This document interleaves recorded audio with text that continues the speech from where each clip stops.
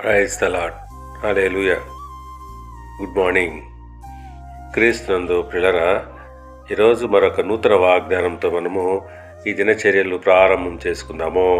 నాటి దేవుని వాగ్దానము కీర్తనల గ్రంథము 121వ కీర్తన 3వ వచనము.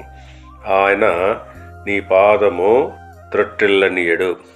ప్రియులారా, విశ్వాసులు ఎప్పటికీ తప్పటడుగు వేయకుండా యెహోవా కాపాడును. అవును, అనేక సార్లు మనకు తెలియకుండానే మనము శోధనలో పడుతుంటాము, త్రొట్టిల్లుతుంటాము. అటువంటిది జరగకుండా ఆయన మనలను భద్రపరుస్తాడు, కాపాడుతుంటాడు.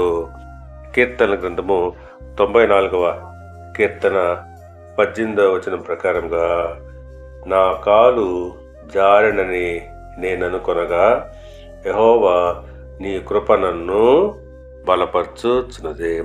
అవును, మనము కాలు జారు చోటనెల్లా ఆయన కృప మనలను బలపరుస్తూ ఉంటుంది.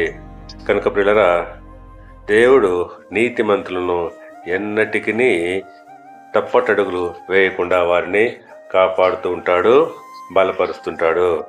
దేవుడు మిమ్మల్ని దీవించి ఆశీర్వదించి వర్ధిల్ల చేయనుగాక. ఆమేన్.